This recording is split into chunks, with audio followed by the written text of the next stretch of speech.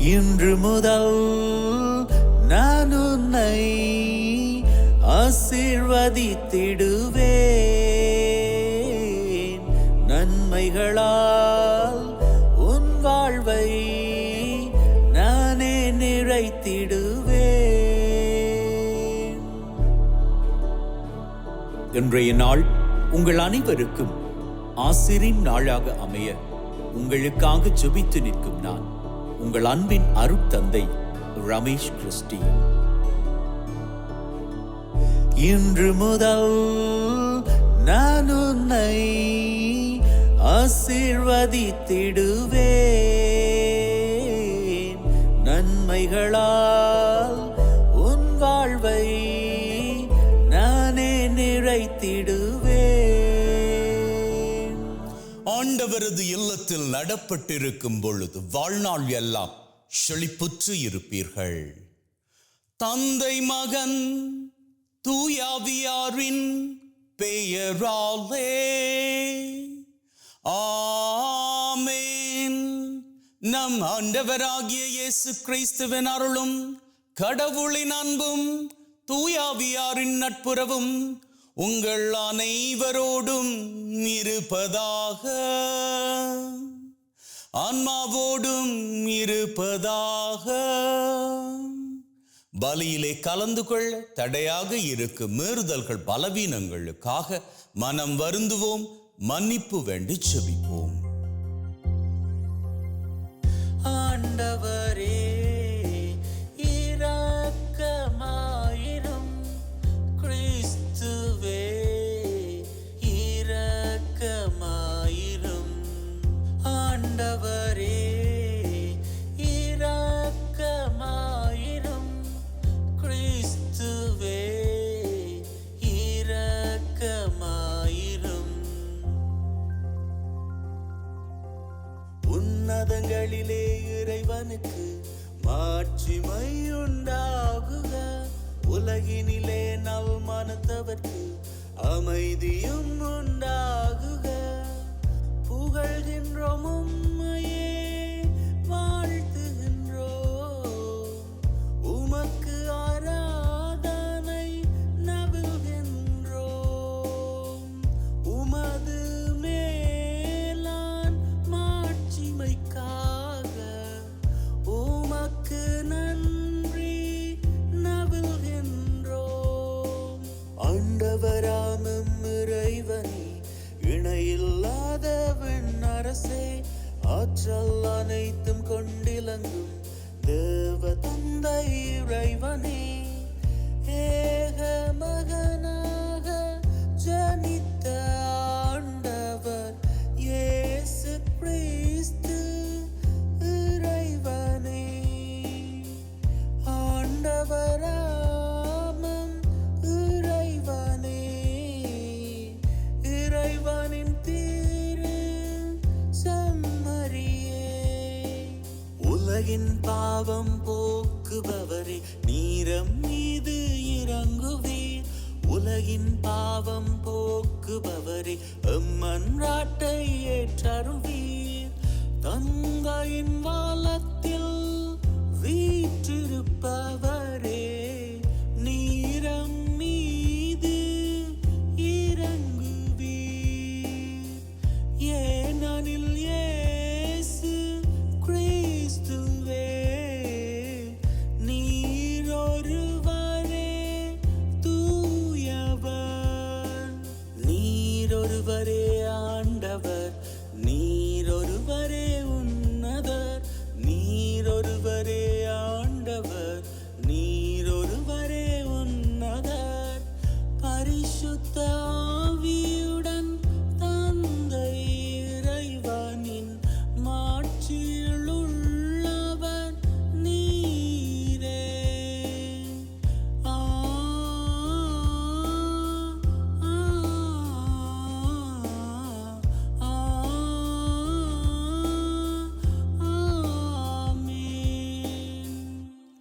ஜெபிப்போமாக.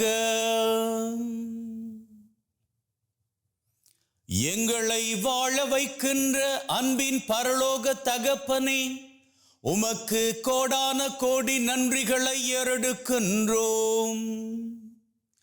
எங்கள் ஒவ்வொருவரோடும் நீர் வழித்துணையாக வர வேண்டும் என்று இந்த பலியின் ஆரம்பத்திலேயே உம்மை நாங்கள் வேண்டி நிற்கின்றோம்.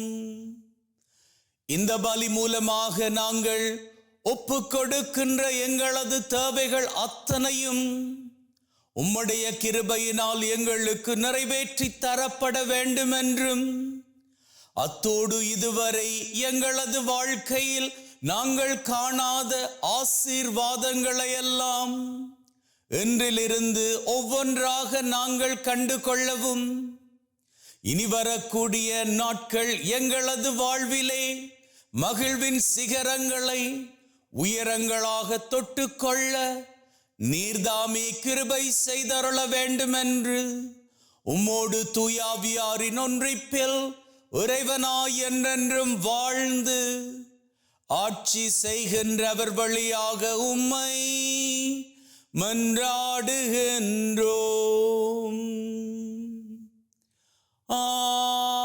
ஆமென். அரசர்கள் 2ஆம் நூலிலிருந்து வாசகம். ஒரு நாள் எலிசா சூனேமுக்கு சென்றார். அங்கிருந்த பணக்கார பெண் ஒருவர் அவரை உணவருந்தும்படி வற்புறுத்தினார். அதன் பின் அவர் அவ்வழியே சென்ற போதெல்லாம் அங்கே உணவருந்தி விட்டு செல்வார்.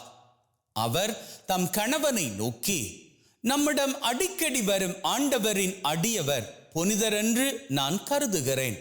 ஆதலால் வீட்டு மேல் தளத்தில் சிறு அறை ஒன்றை அவருக்காக கட்டி அதில் படுக்கை, மேசை, நாற்காலி, விளக்கு முதலியன தயார்படுத்தி வைப்போம். அவர் வரும்பொழுதெல்லாம் அங்கே தங்கிச் செல்லட்டும் என்றார். ஒரு நாள் எலிசா அங்கு வந்து மாடி அறையில் தங்கி ஓய்வெடுத்து கொண்டிருந்தார். எலிசா வேறு எந்த விதத்தில் அவருக்கு உதவி செய்யலாம் என்று கேட்டார். அதற்கு கேகசி, அவருக்கு குறையேதும் இல்லை, ஆனால் அவருக்கு பிள்ளை இல்லை, அவருடைய கணவருக்கும் வயதாகிவிட்டது என்றார். எலிசா அவளை இங்கு வரச் சொல் என்றார். அவ்வாறே அவன் அவரை அழைக்க அவரும் கதவருகில் வந்து நின்றார். எலிசா அவரை நோக்கி, அடுத்த ஆண்டு இதே பருவத்தில் உனக்கு ஒரு மகன் பிறந்திருப்பான் என்றார். இது ஆண்டவர் வழங்கும் அருள்வாக்கு. இறைவனுக்கு நன்றி. ஆண்டவரின் பேரன்பை பற்றி நான் என்றும் பாடுவேன்.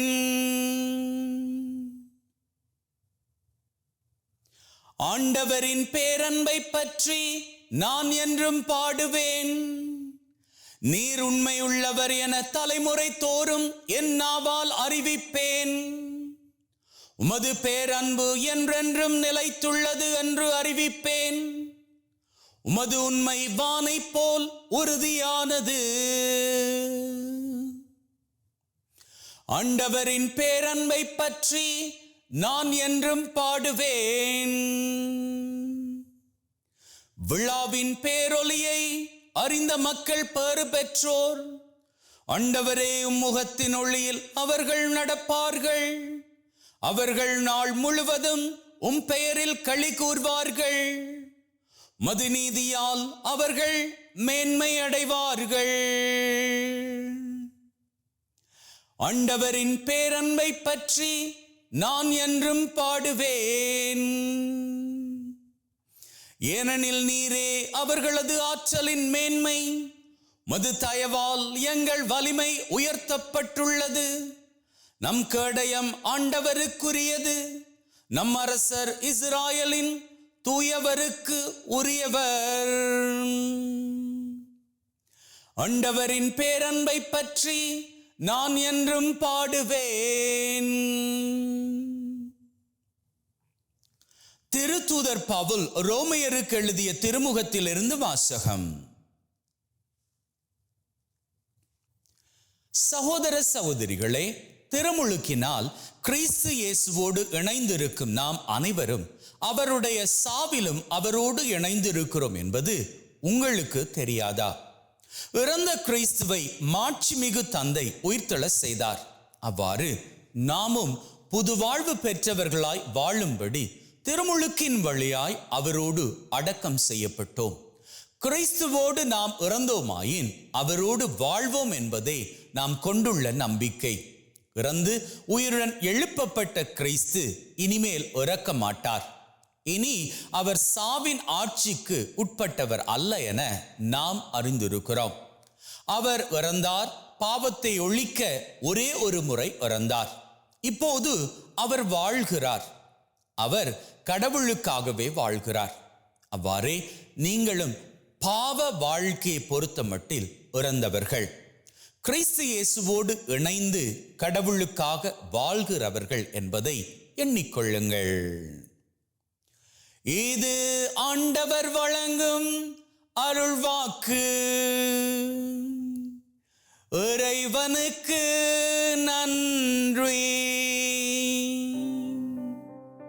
Hallelujah, hallelujah, hallelujah, hallelujah, hallelujah, hallelujah. விண்ணோடும் மண்ணோடும் வாழும் எந்தன் தெய்வமே, என்னோடும் வாழ்வோடும் என்றும் சேர்ந்து வாழுமே. Hallelujah, hallelujah, hallelujah, hallelujah, hallelujah, hallelujah. ஆண்டவர் உங்களோடு இருப்பாராக, ஆன்மாவோடும் இருப்பாராக. மத்தேயு எழுதிய நற்செய்தியில் இருந்து வாசகம். ஆண்டவரே, மாட்சி உமக்கே.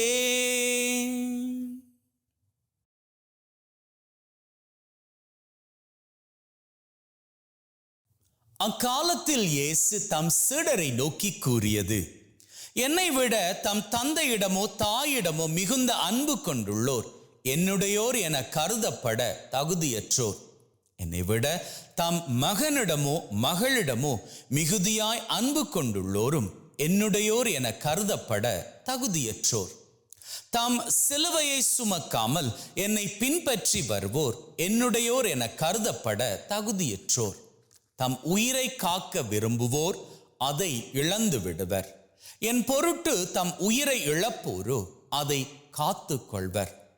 உங்களை ஏற்றுக்கொள்பவர் என்னை ஏற்றுக்கொள்கிறார், என்னை ஏற்றுக்கொள்பவரோ என்னை அனுப்பினவரையே ஏற்றுக்கொள்கிறார். இறைவாக்கினர் ஒருவரை அவர் இறைவாக்கினர் என்பதால் ஏற்றுக்கொள்பவர் இறைவாக்கினருக்குரிய கைமாறு பெறுவார். நேர்மையாளர் ஒருவரை அவர் நேர்மையாளர் என்பதால் ஏற்றுக்கொள்பவர் நேர்மையாளருக்குரிய கைமாறு பெறுவார். இச்சிறியோருள் ஒருவருக்கு அவர் என் சீடர் என்பதால் ஒரு கிண்ணம் குளிர்ந்த நீராவது கொடுப்பவரும் தம் கைமாறு பெறாமல் போகார் என உறுதியாக உங்களுக்கு சொல்கிறேன். இது கிறிஸ்து வழங்கும் நற்செய்தி. கிறிஸ்துவே உமக்கு புகழ்.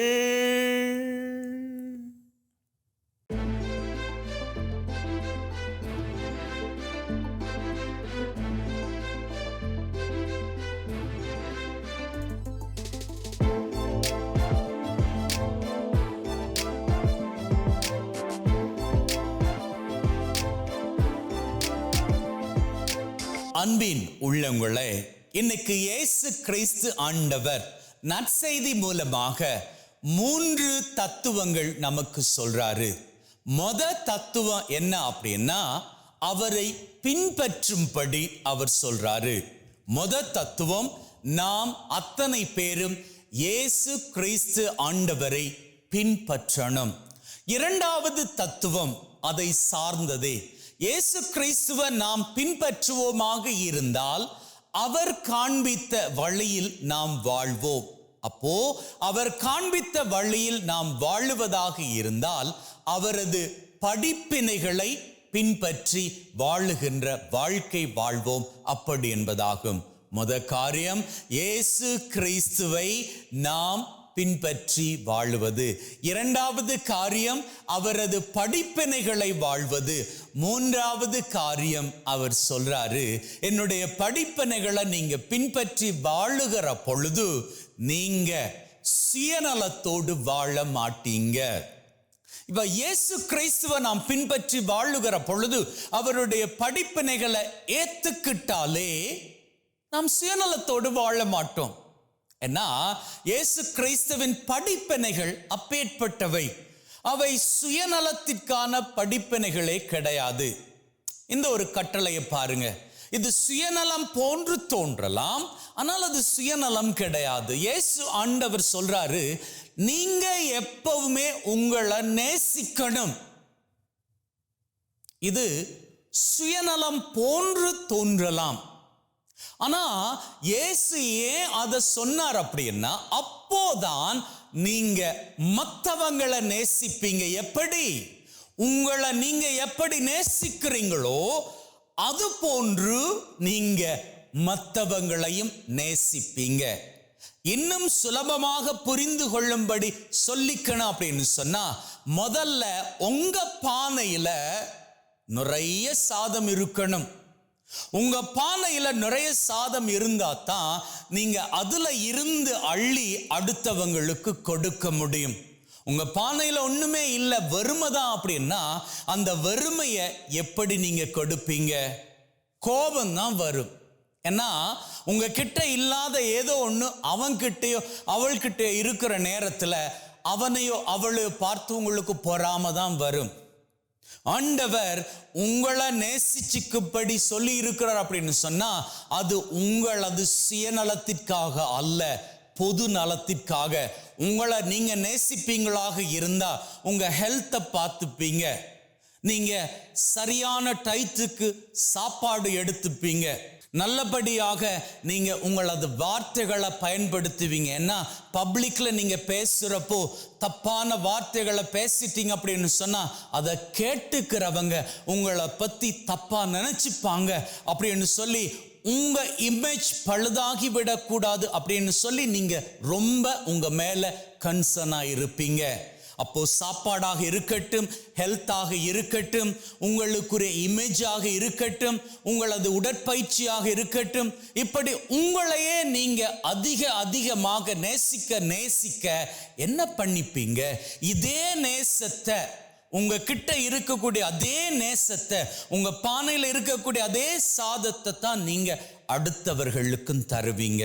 ஒரு வேளையில அடுத்தவங்க உங்களை போன்று தங்க மேல கன்சர்ன் இல்லாமல் இருந்தா, நேரத்துக்கு சாப்பிட்றாங்கல்ல, அவர்கள் வாயிலிருந்து வரக்கூடிய வார்த்தைகள் ரொம்பவும் மோசமாக இருந்தா நீங்க என்ன பண்ணிப்பீங்க?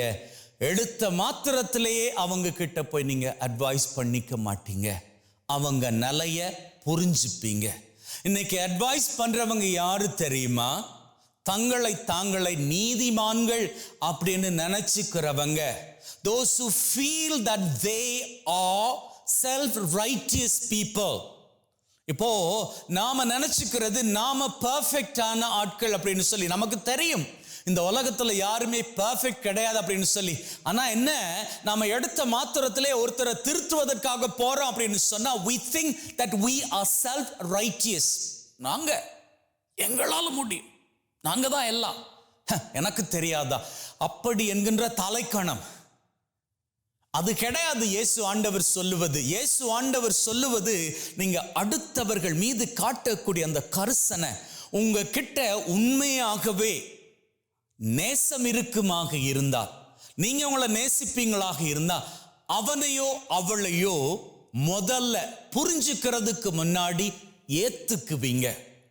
You will accept the person who is in front of you, your neighbor, your friend, whoever it may be.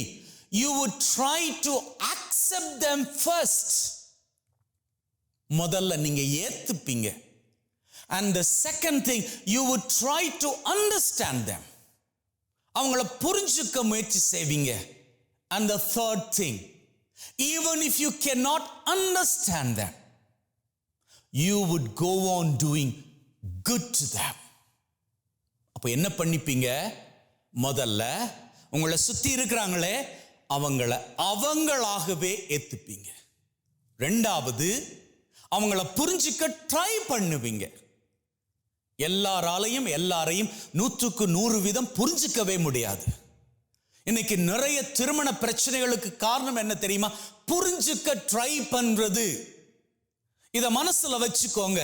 கணவன் மனைவியாக இந்த செய்தியை கேட்கக்கூடிய நீங்க இத புரிஞ்சுக்கோங்க. உங்க மனைவிய உங்களால நீங்க நினைச்சபடி 100% அவகிட்ட இருந்து பெற்றுக்கொள்ள முடியாது. நீங்க எதிர்பார்த்த அத்தனை காரியங்களும் உங்க மனைவி கிட்ட 80% தான் உங்களுக்கு பொருத்தமாக இருக்கு. 20% மிஸ்ஸிங் தான். The same thing with மனைவி.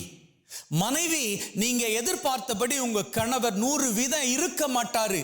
நிச்சயமாக நீங்க எதிர்பார்த்தபடி 80% தான் அவர் இருப்பாரு. 20% is always missing. Our problem is that we always go behind in searching for that missing 20%. எங்க பிரச்சனை என்ன அப்படின்னு சொன்னா, அந்த மிஸ் பண்ற 20% இருக்கு இல்லையா, அதைத்தான் நாம போய் தேடிக்கிட்டு இருக்கிறோம். அதனால தான் பிரச்சனை. அன்னைக்கு எல்லாம் இருந்துச்சு இல்ல, ஆண்டவர் 99.9% எல்லா ஆசீர்வாதங்களையும் கொடுத்தார் இந்த ஆதாம் ஏவாள் 2 பேருக்கு. ஆனா என்ன பண்ணாங்க? ஆண்டவர் கொடுத்ததை விட கொடுக்காத இந்த மிஸ்ஸிங்காக இருக்கக்கூடிய அந்த விலக்கப்பட்ட கனி, அதன் மீது தான் அவங்க கவனம் போச்சுது. அதனால தான் அவங்க பாவத்துல விழுந்தாங்க. நீங்க ஆதாம் ஏவாள் போன்று வாழ்க்கையை தொலைப்பதற்காக அல்ல, வாழ்க்கையை வாழுவதற்காக அழைக்கப்பட்டவர்கள். ஆகவே என்ன பண்ணிக்கோங்க?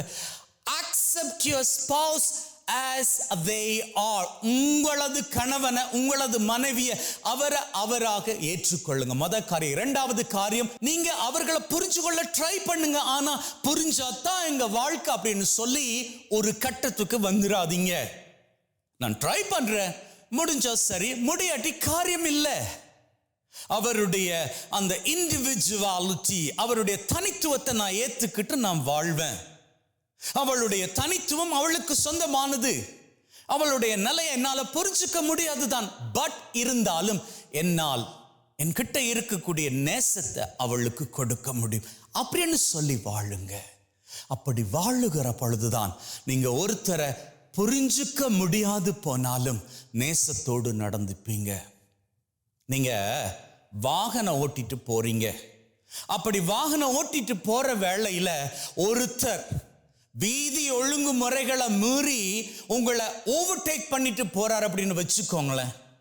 உங்களுக்கு எவ்வளவு கோபம் வரும்? வாயிலிருந்து என்னென்ன வார்த்தைகள் எல்லாம் வரும்.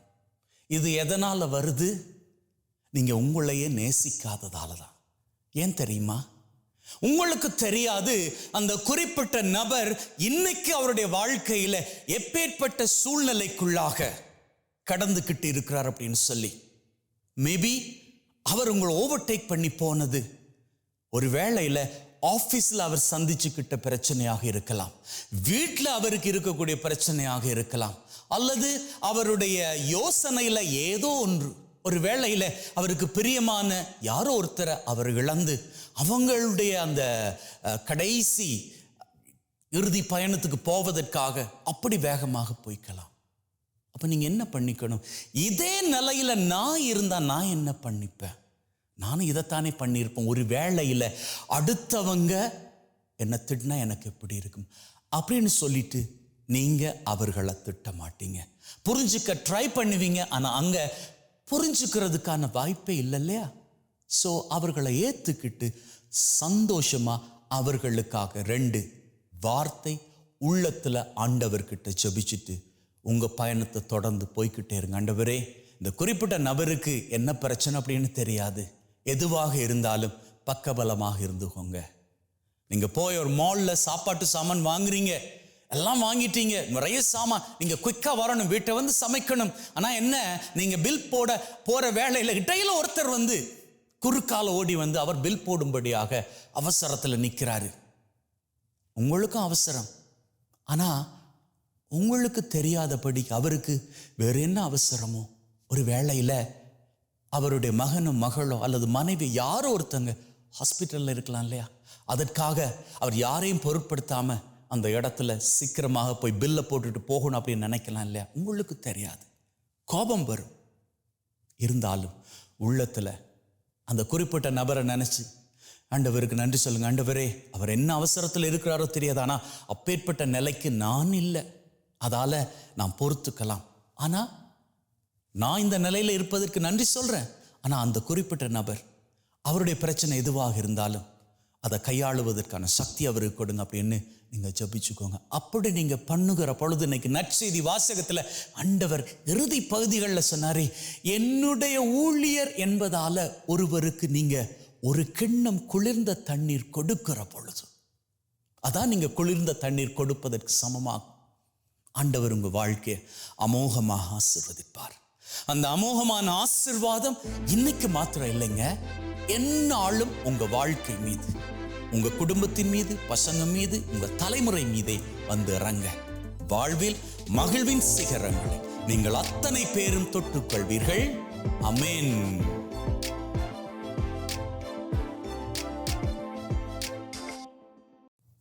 நம்முடைய நம்பிக்கை அறிக்கை செய்வோம். விண்ணகத்தையும் மண்ணகத்தையும் படைத்த எல்லாம் வல்ல தந்தையாகிய கடவுளை நம்புகின்றேன்.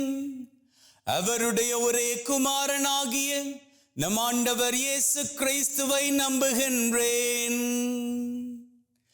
இவர் தூயாவியால் கருவுற்று தூய கன்னிமரியாவிடம் இருந்து பிறந்து போந்திய பிலாத்தின் அதிகாரத்தில் பாடுபட்டு சிலுவையில் அறையப்பட்டு இறந்து அடக்கம் செய்யப்பட்டார்.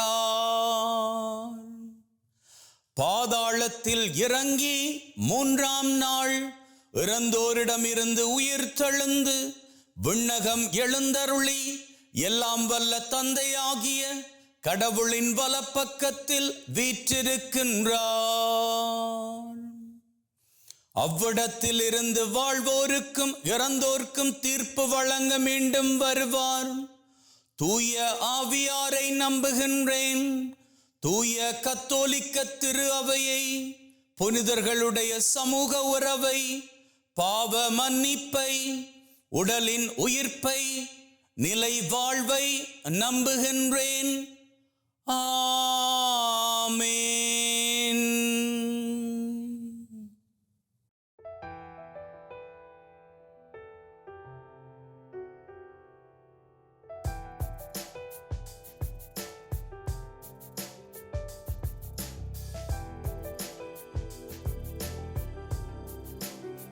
ஆண்டவரே, அனைத்துலக நிறைவா உம்மை போற்றுகின்றோம். ஏனெனில் உமது அருட்பெருக்கில் இருந்து இந்த அப்பத்தை பெற்றுக்கொண்டோம். நிலத்தின் விளைவும் மனிதொழைப்பின் பயனுமாகிய இந்த அப்பத்தை உமக்கு ஒப்புக் கொடுக்கின்றோம். வாழ்வழிக்கும் அப்பமாக மாறும். இறைவன் என்னென்றும் வாழ்த்து பெறுவாராக. என்ன சொன்னாலும் ஆண்டவரே, அனைத்துலக நிறைவா உம்மை போற்றுகின்றோம். ஏனெனில் உமது அருட்பெருக்கில் இருந்து இந்த ரசத்தை பெற்றுக்கொண்டோம். நிலத்தின் விளைவும் திராட்சை கொடியின் பயனுமாகிய இந்த ரசத்தை உமக்கு ஒப்புக் கொடுக்கின்றோம். வாழ்வழிக்கும் பானமாக மாறும். இறைவன் என்னென்றும் வாழ்த்து பெறுவாராக. உன்னை மட்டும் நீங்க சொல்லி சொல்லாதே.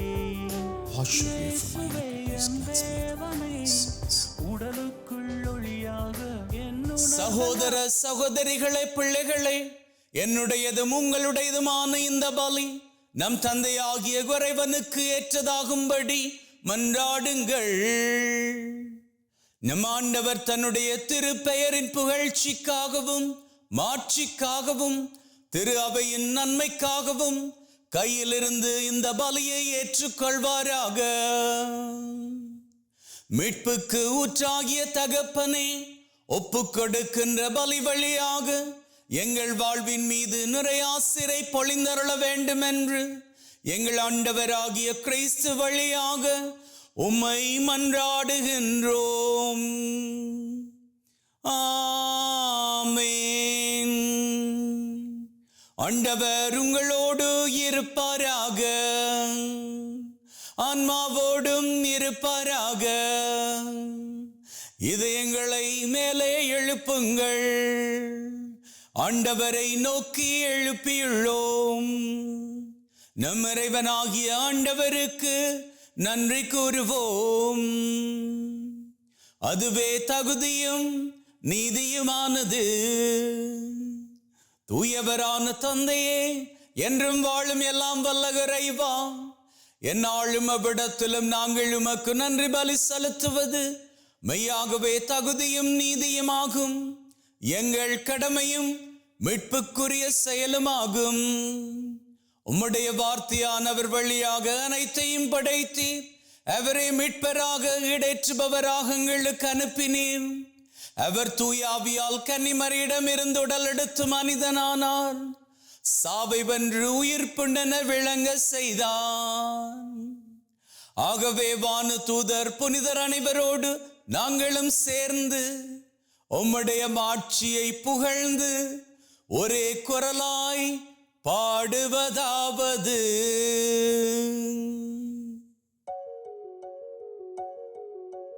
தூயவர் தூயவர் தூயவர், மூவுலக இறைவனாம் ஆண்டவர்.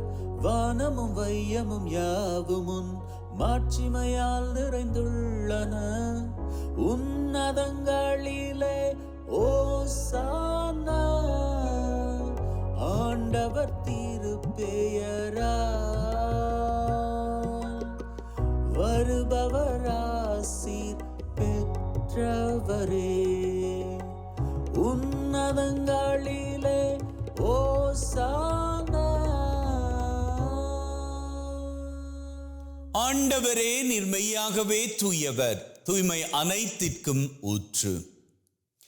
ஆகவே உம்முடைய ஆவியை பொழிந்து காணிக்கைகளை தூய்மைப்படுத்த தாழ்மையுடன் வேண்டுகின்றோம். இவ்வாறு எங்கள் ஆண்டவர் இயேசு கிறிஸ்துவின் உடலும் இரத்தமுமாக எங்களுக்கு இவை மாறுவனவாக. அவர் பாடுபட உளம் கனிந்து தம்மை கையளித்த போது அப்பத்தை எடுத்து நன்றி செலுத்தி அதை பிட்டு தம் சீடருக்கு கொடுத்து அவர் சொன்னதாவது: எல்லாரும் இதிலிருந்து பெற்று உண்ணுங்கள், ஏனெனில் இது உங்களுக்காக கையளிக்கப்படும் என் உடல்.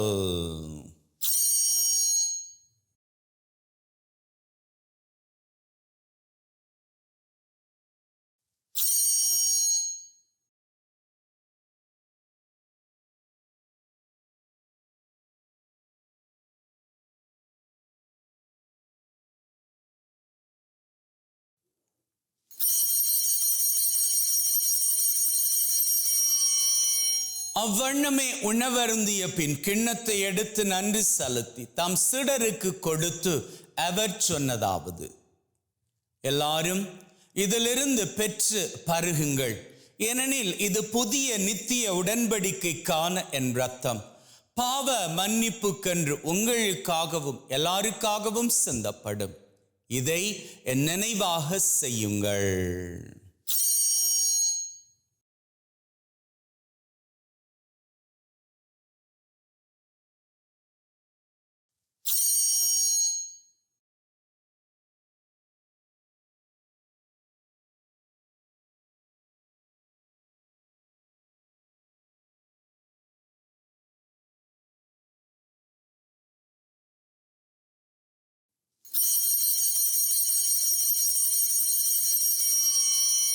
நம்பிக்கையின் மறைபொருள்.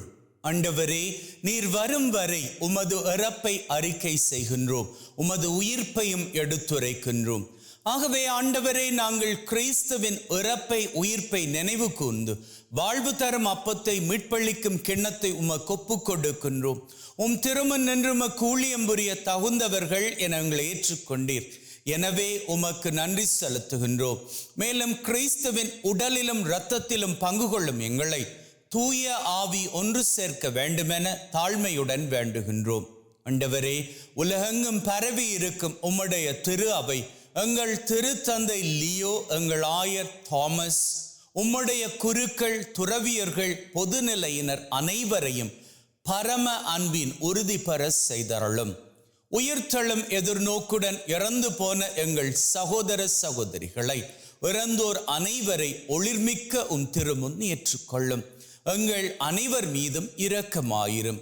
கடவுளின் கன்னித்தாயான மாட்சிமிக்க மரியா, அவருடைய கணவரான புனித யோசேப், இவ்வுலகில் உமக்கு உகந்தவர்களாயிருந்த புனிதர் ஆகிய அனைவருடன் நிலைவாழ்வில் தோழமை கொண்டு உம் திருமகன் கிறிஸ்து வழியாக உம்மை புகழ்ந்தேற்றும் வரமருள உம்மை மன்றாடுகின்றோம். உள்ளங்களே, தெய்வீக பிரசன்னம் இங்கே நம்முடைய தேவைகளை உள்ளத்திலே ஆழமான நம்பிக்கையோடு சமர்ப்பித்து நிற்போம். அந்த வகையில் முதலில் இன்றைய நாளுக்கான தேவை.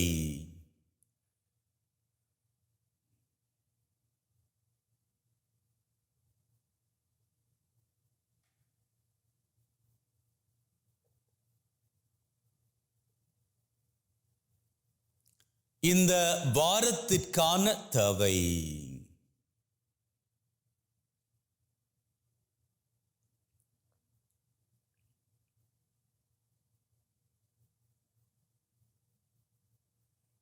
இந்த மாதத்திற்கான தேவை.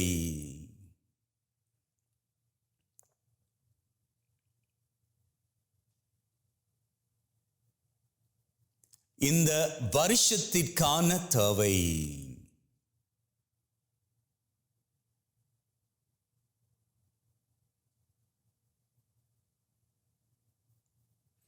உள்ளத்தில் ஆழத்தில் இருக்கக்கூடிய 3 விசேட தேவைகள்.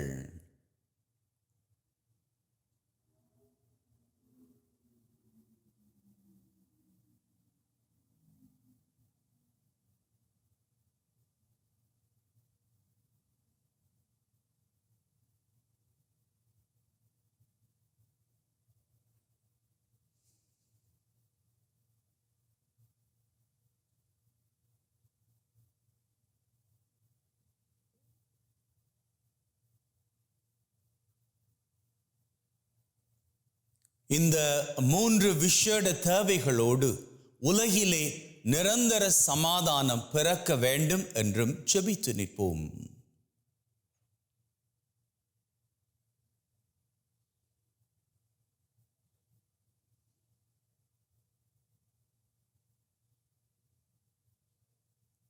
நம்முடைய தேவைகளை நாம் கேட்ட மாத்திரத்திலேயே தெய்வம் நிறைவேற்றி கொடுத்து விட்டார் என்கின்ற உள்ளத்து வைராக்கியத்துடன் அவர் புகழை வணக்கமாக ஏறெடுப்போம். இவர் வழியாக இவரோடு இவரில் எல்லாம் வல்ல இறைவனாகிய தந்தையே, தூய ஆவியின் ஒன்றிப்பில் எல்லா புகழும் மாட்சியும் என்றென்றும் உமக்கு உரியதே. ஆமென். ஆமென்.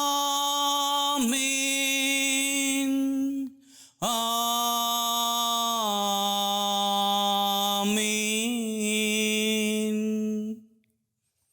மீட்பரின் கட்டளையால் கற்பிக்கப்பட்டு தேவ படிப்பினையில் பயிற்சி பெற்ற நாம் நம்பிக்கையோடு சொல்வோம். விண்ணுலகில் இருக்கிற எங்கள் தந்தையே, உமது பெயர் தூயது என போற்றப் பெறுக. உமது ஆட்சி வருக. உமது திருவுளம் விண்ணுலகில் நிறைவேறுவது போல மண்ணுலகிலும் நிறைவேறுவதாக. எங்கள் அன்றாட உணவை என்று எங்களுக்கு அளித்தருளும். எங்களுக்கு எதிராக தீமை செய்வோரை நாங்கள் மன்னிப்பது போல எங்கள் பாவங்களை பொறுத்தருளும். எங்களை சோதனைக்குட்படுத்தாதையும் தீமையிலிருந்து எங்களை விடுவித்தருளும். ஆண்டவரே, தீமை அனைத்திலும் இருந்து எங்களை விடுவித்து எங்கள் வாழ்நாளில் அமைதியை கனிவுடன் அருள உம்மை வேண்டுகின்றோம். உம்முடைய இரக்கத்தின் உதவியால் நாங்கள் பாவத்திலிருந்து எப்பொழுதும் விடுதலை பெற்று யாதொரு கலக்கமுமின்றி நலமாயிருப்போமாக. நாங்கள் எதிர்நோக்கி இருக்கும் பேரின்பத்திற்காகவும் மீட்பராகிய இயேசு கிறிஸ்துவின் வருகைக்காகவும் காத்திருக்கின்றோம். ஏனெனில் ஆட்சியும் வல்லமையும் மாட்சியும் என்றென்றும் உமக்குரியதே. ஆண்டவரே இயேசு கிறிஸ்துவே, அமைதியை உங்களுக்கு விட்டு செல்கிறேன், என் அமைதியை உங்களுக்கு தருகிறேன் என்றும் திருத்தூதர்களுக்கு சொன்னீரே. எங்கள் மீறுதல்கள் பலவீனங்களை பார்க்காமல் உம்முடைய திரு அவையின் நம்பிக்கையை கண்ணோக்கி அதற்கு அமைதியும் ஒற்றுமையும் தந்தருள திருவிழம் கொள்வீராக. என்றென்றும் வாழ்ந்து ஆட்சி செய்கின்றவர் நீரே. ஆமென். ஆண்டவருடைய அமைதி உங்கள் அனைவரோடும் என்றும் இருப்பதாக, ஆன்மாவோடும் இருப்பதாக. ஒருவர் ஒருவருக்கு கிறிஸ்துவின் அமைதியை பகிர்ந்து கொள்வோம்.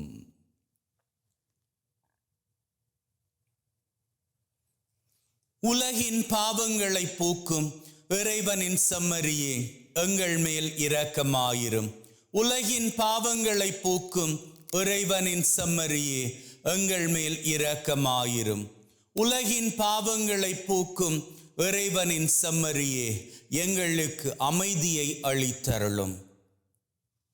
இதோ நம் ஆண்டவராகிய இயேசு கிறிஸ்து நம் ஒவ்வொருவரையும் மகிழ்வோடும் ஒற்றுமையோடும் அமைதியோடும் வாழும்படி அழைத்து நிற்கும் தெய்வம். அழைக்கப்பெற்ற நாங்கள் பெறு பெற்றோர். ஆண்டவரே, தேவரீர் என் உள்ளத்தில் எழுந்தருள நான் தகுதியற்றவன். ஆனால் ஒரு வார்த்தை மட்டும் சொல்லி அருளும், என் ஆன்மா நலமடையும்.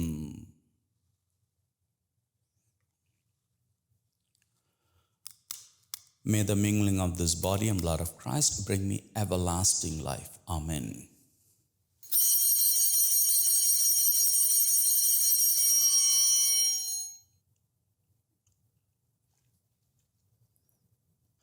இயேசுவே, உம்மை என் இருதயத்தில் பெற்றதற்காக நன்றி. என்னுள் வாசமாயிருந்து என்னை வழிநடத்தும்.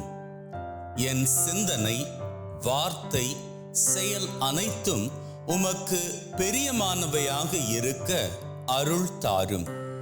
என்னை உம்மை விட்டு பிரியாதபடி காத்தருளும். ஆமென். மன்றாடுவோமாக.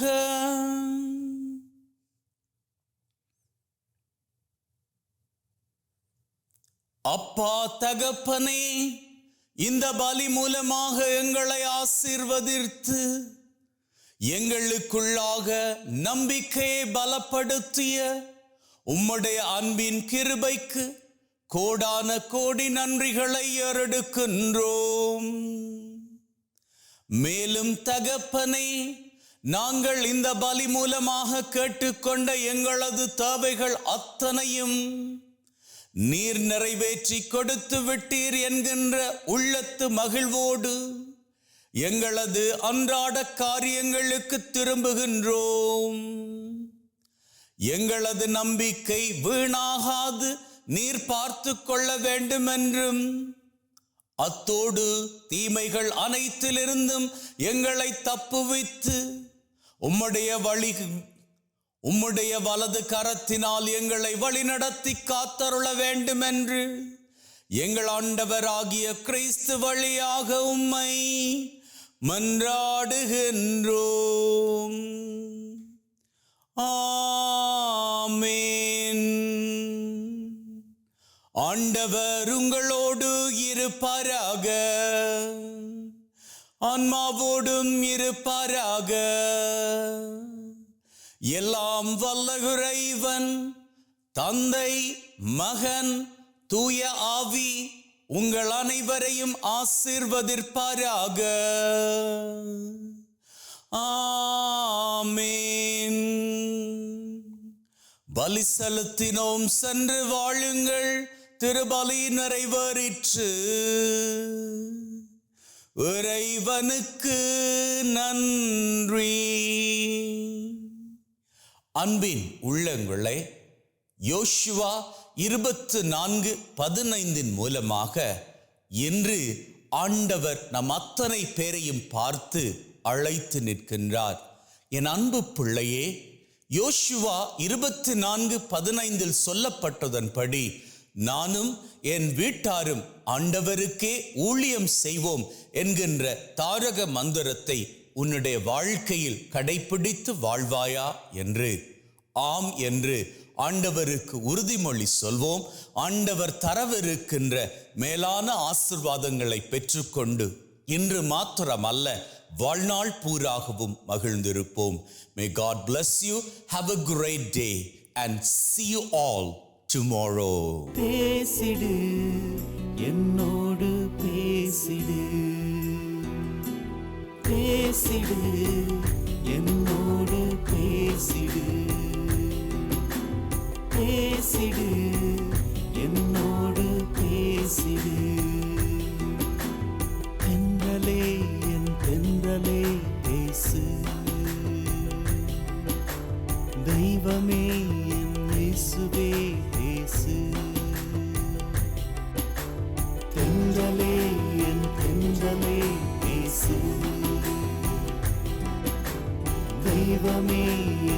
இயேசுவே பேசு